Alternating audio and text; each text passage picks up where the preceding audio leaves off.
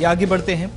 बात अब जरा उस अहम मामले की करते हैं जिसने जम्मू कश्मीर के अंदर शायद आने वाले दिनों के अंदर तबाही का संदेश या पैगाम भी दे दिया है।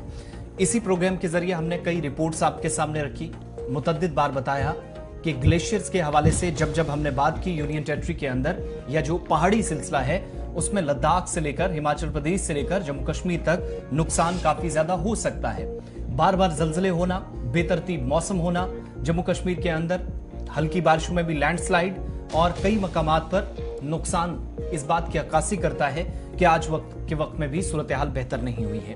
जम्मू कश्मीर में अब एक रिपोर्ट सामने आई जिससे तकरीबन ग्लेशियर की जो 23 से 24% का जो रकबा है वो आज के वक्त में खो गया है या कम हुआ है।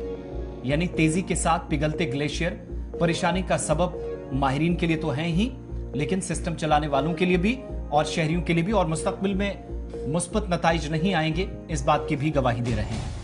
यूनियन टेरिटरी में आबी ज़खायर के वजूद को भी शदीद खतरात लाहक हैं और 1051 आबी ज़खायर जो अब तक मुख्तलिफ हिस्सों के अंदर सूख गए, 2000 से ज्यादा यानी तकरीबन 2100 प्लस ऐसे आबी ज़खायर जिनका नामो निशान तक नहीं है।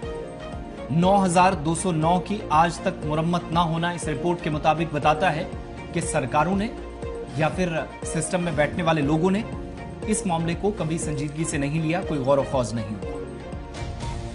और बढ़ती जो इस वक्त यूनियन टेरिटरी ही, ये सिर्फ यूनियन टेरिटरी का मसला नहीं है, पूरी दुनिया के अंदर बदलते माहौल में या जो माहौलियाती आलूदगी है उसने भी इस सूरत हाल तक हमें पहुंचा दिया है कि आज रिपोर्ट ये बताती है कि आबी ज़खायर 1000 से ज्यादा सूख गए। वाटर बॉडीज जो थी 2121 का नामो निशान नहीं है। 9200 से ज्यादा ऐसी हैं जिनकी मुरम्मत ना होना भी सरकार की गैर संजीदगी का एक सबूत है। इस पर मजीद बात करेंगे।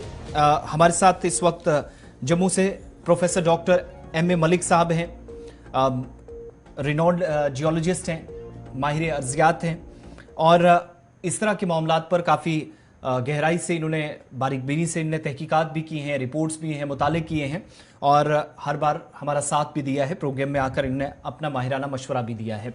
बहुत शुक्रिया M.A. मलिक साहब वक्त देने के लिए। प्रोग्राम सलाम जेके में कैसे इस बदलती सूरत हाल को आप देखते हैं? और एक रिपोर्ट के जरिए इस बात का भी खुलासा हुआ कि वाटर बॉडीज 1000 से ज्यादा सूख गई, 2000 से ज्यादा जिनका नामो निशान तक मिट गया और तकरीबन 23% के आसपास जो ग्लेशियर्स हैं वो रकबा अपना खो गए या कहीं ना कहीं तेजी के साथ इस कम मुद्दत के अंदर आज के वक्त में मेल्ट होना, उनका पिघलना परेशानी का सबब बन सकता है। फहीम साहब, मुझे वक्त देने के लिए या मेरे साथ बात करने के लिए। जैसा कि आप जानते हैं दुनिया भर में ग्लोबल वार्मिंग या जो टेम्परेचर राइज हो रहा है ये एंथ्रोपोजेनिक एक्टिविटीज या ह्यूमन एक्टिविटीज की वजह से ये सारी चीजें हो रही हैं। बेसिकली क्या हो रहा है कि दुनिया भर में जो अर्थ का टेम्परेचर, जिसको हम एवरेज टेम्परेचर बोलते हैं, वो राइज होता है। वो राइज इसलिए होता है कि हमारी जो एक्टिविटीज है, इंडस्ट्रियल हो या पोल्यूशन लेवल्स हमने बढ़ा दिए हैं, बाकी चीजें हमने किए हैं, उससे जब टेम्परेचर बढ़ गया उसकी वजह से जो अर्थ पर दबाव ज्यादा बढ़ गया, टेम्परेचर की वजह से ग्लेशियर थोड़ा सा मेल्ट होने लगे। और जैसा हम लोग सब जानते हैं कि जो दुनिया में आबादी का वजूद पानी की वजह से है। अगर हमारे पास पानी के ज़खायर कम हो जाएंगे तो आबादी का वजूद मिट जाएगा। ये जो हम अपनी एक्टिविटीज की वजह से, जैसे हम देखते हैं कि वो पानी के ज़खायर या ग्लेशियर रिट्रीट होना, ये सिर्फ हिमालय की बात नहीं है, जम्मू कश्मीर की बात नहीं है, ये सारे दुनिया भर में ये टेम्परेचर जब राइज होगा तो ग्लेशियर मेल्ट होगा। इसका इम्पैक्ट यहाँ पर भी पड़ता है। मगर छोटी सी जगह होने की वजह से जो हमारा जियोग्राफिक एरिया है जम्मू कश्मीर में बहुत कम है, पहाड़ी इलाका ज्यादा होने की वजह से हमारे पास जो जमीन बची हुई है वो कम है। तो उस वजह से जो इफेक्ट होता है, जो उस वजह से जो दबाव होता है जमीन पर, वो हमारा ज्यादा है। जब पानी ही हमें नहीं मिलेगा तो हम जिंदा कैसे रहेंगे? ये मेन चीज है। जी M.A. मलिक साहब कंटिन्यू करें।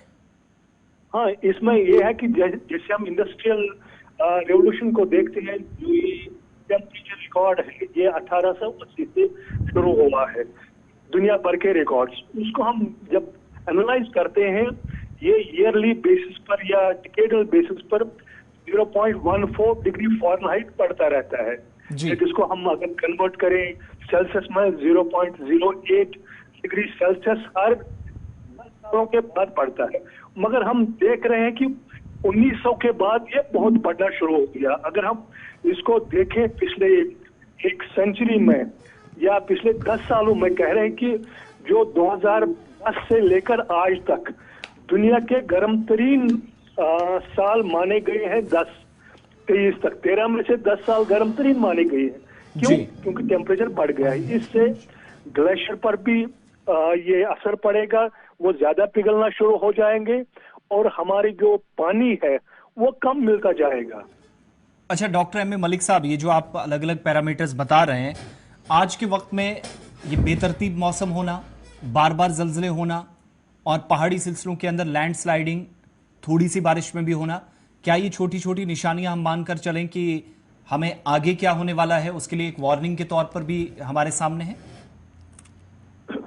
नहीं, जैसे हम सब लोग जानते हैं कि ये ग्लोबल वार्मिंग की वजह से टेम्परेचर जब एवरेज बढ़ जाता है जमीन का टेम्परेचर, उस वजह से इरेटिक मौसम हो जाता है। मौसमियात जो नॉर्मल ग्रेजुअल चेंज आती है वो नहीं होती, इरेटिक हो जाता है। कभी हम पिछले 2-4 सालों में देखते हैं कि सर्दियों में बहुत कम बारिशें होती हैं, ये ज्यादा बारिशें होती हैं, जो नॉर्मल मॉनसून वो नहीं होता है। तो इस वजह से जब इम्पैक्ट होता है तो वो जमीन पर ज्यादा इम्पैक्ट होता है, ज्यादा असर होता है।